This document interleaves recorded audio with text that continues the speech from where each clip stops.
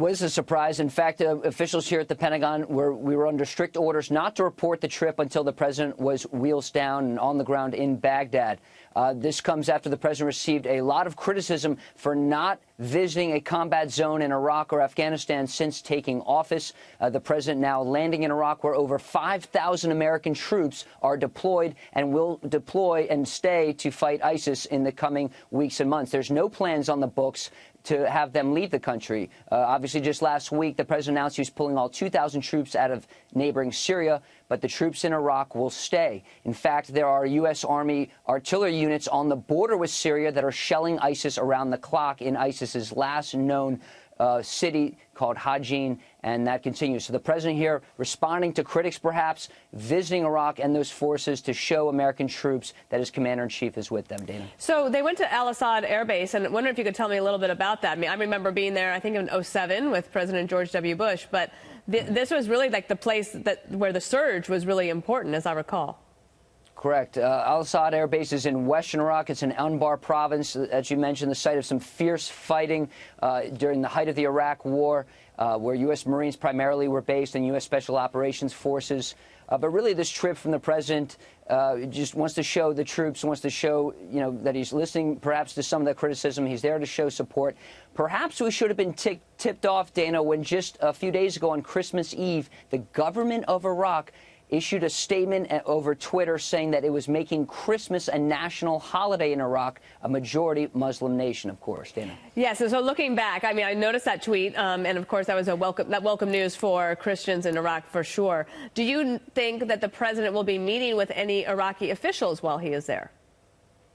Well, past this prologue, Dana, that is certainly on the agenda. He will meet with top U.S. military officials and officers on the ground in Iraq, as well as his Iraqi counterparts. Of course, there was an election recently in Iraq, and there's a new prime minister, so perhaps the president will be meeting him because, of course, there's a lot of tensions in the region. You have, in neighboring Iran, forces that are trying to gain influence, gain sway in Baghdad, and certainly President Trump would want to keep the government in Baghdad firmly in the United States camp, Dana.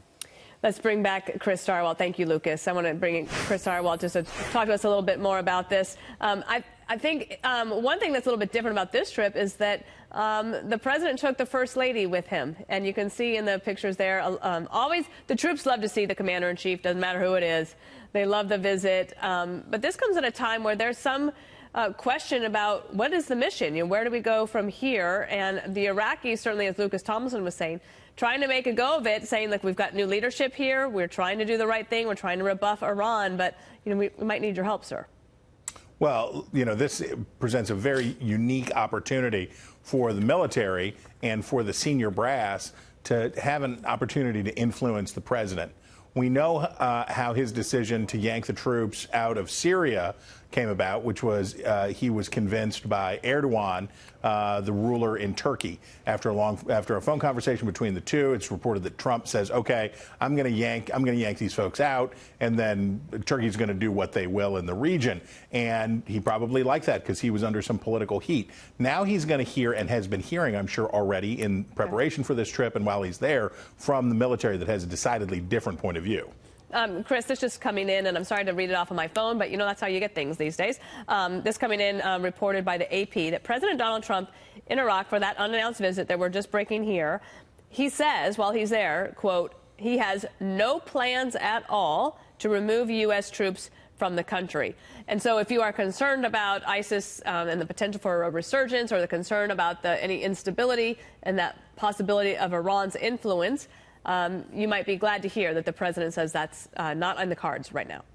Well, that's right, and especially if you're one of our allies in the region, that would be good to hear, because the abruptness with which the Syria move came, and without consultation with anybody except for Erdogan, apparently, rattled a lot of nerves among our allies. What's Trump doing? What's the United States doing?